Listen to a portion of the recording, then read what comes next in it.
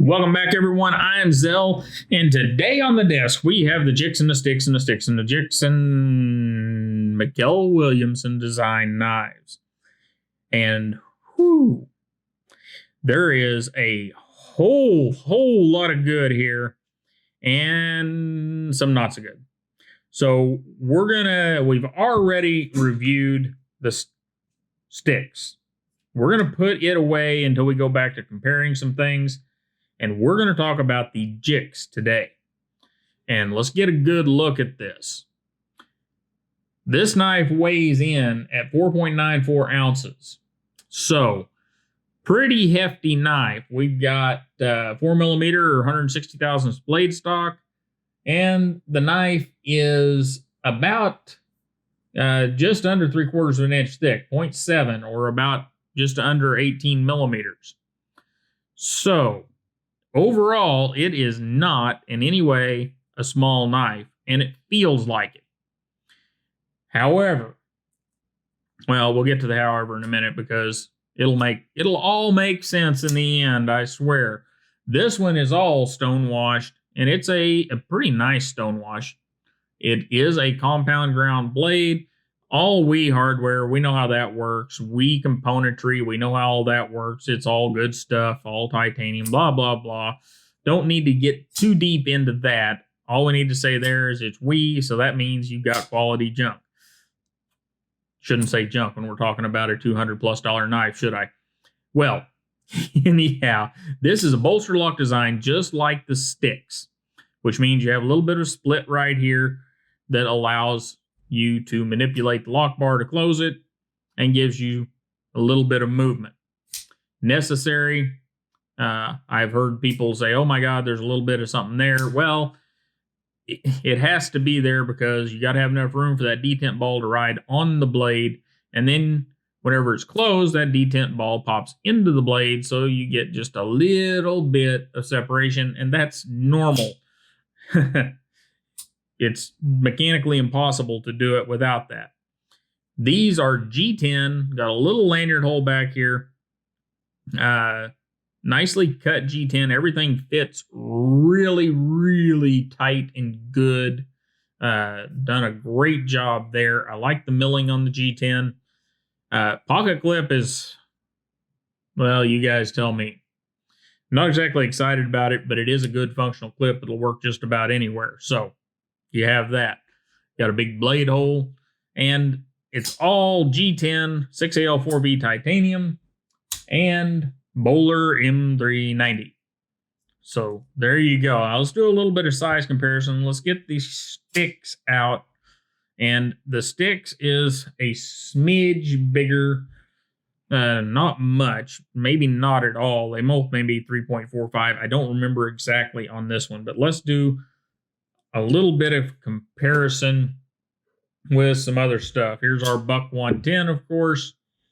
And we have a Rat Model 1. There you go. And big hard use knife. So we'll bring out a couple of more harder use knives. There's an SMF and a Roxy 4. Pretty cool. And another knife that I'm going to say, and you guys can argue with me in the comments, but is somewhat similar in design is the XM18 from Hinderer Knives. Yeah, they're definitely not the same design, but they have the same ergonomic path, we could say. And now we've talked about all the hardware. Let's talk about the action a little bit. This has a better action than the sticks. It's considerably better. And the knife, no play, no nothing. It's all in there tight. The sticks feels like an even more hard use knife than this one. Still good, but even more hard use. The Jixx here is a little more fidgetable. And moving on to ergonomics. Ergonomics, there's a huge win and a huge faux pas on this knife. It's all going to depend on the size of your hands. I love what they've done here. This is absolutely beautiful. to have this forward choil not put you in contact with the edge of the blade. You can see missed just a smidge on that edge termination and little choil. But overall, very nice blade. And we'll talk a little more about it here in just a minute. But this choil back here, kind of small. My medium-large hands fit in it about as freaking perfect as you can get. And if you've got very big hands, that may not work out real well for you. As far as length though, in that grip, which I probably would never use, but it's there. My medium large hands, you're getting close. Whenever you choke up, plenty of room. So blade, we didn't talk about it. It's Bowler M390. It is a compound grind. We've got a hollow here and a flat here, and comes out nice. Comes out, feels thin. We'll get the calipers just to be sure. Yeah, real thin. And where is our, there it is. It's hiding over here. Some other knives. Check our pocket clip real quick, but I can tell you the pocket clip is fine. It works with just about anything. And that's what you have sticking out. Really nice. Well done there. You can, I did earlier. There we go. Something about these blade holes that I'm going to talk about for just a moment. Whenever you, this is for all you guys like to complain whenever I get off subject. Here you go. Whenever you have a longer blade hole in a knife like this, it allows you to get your thumb down there further from the pivot, which gives you more torque more torque on that pivot ball to get it free. You saw whenever I tried to open this the first time and grabbed it up here, kind of jerky. It's a little hard to get. Turn it around, grab it down here, it rolls open every time. And that's something to think about.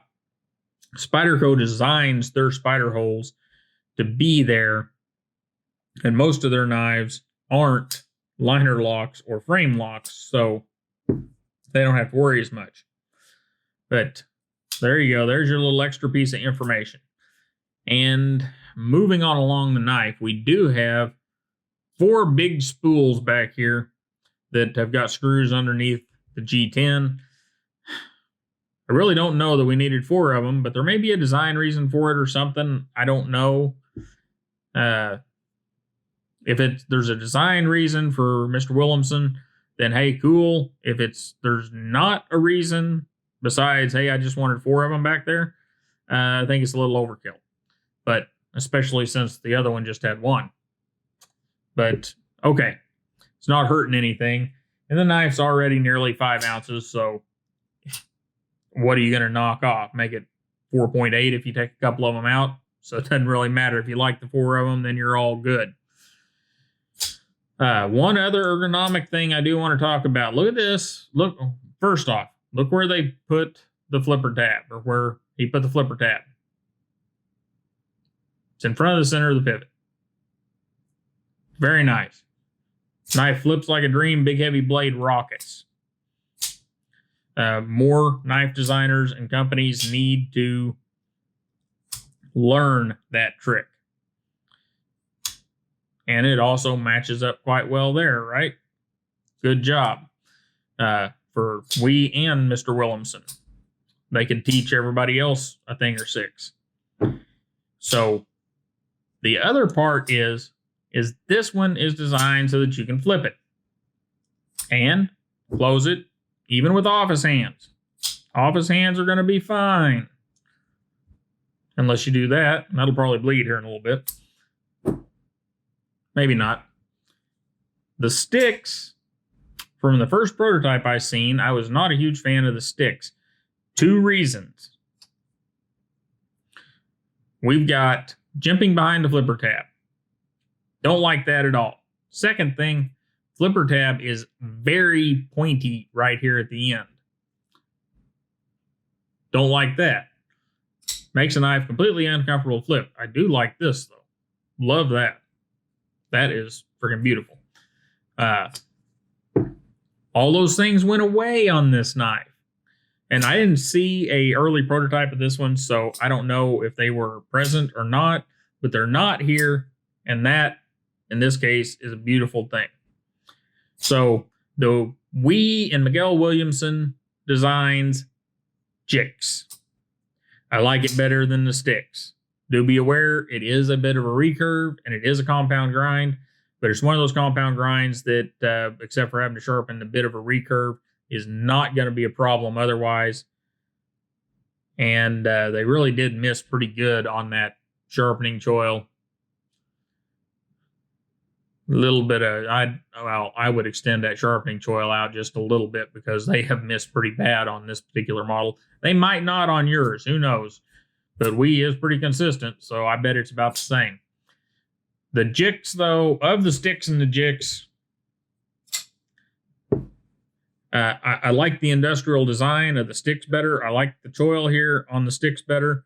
But if I were going to carry one regularly, it would be the Jixx. Now, if I had a little bit bigger hands, it would have to be the sticks because of this hook right here. Anyhow, guys, there's nothing really here that I haven't already talked about that Zell would change because Mikkel Willumsen does a pretty good job.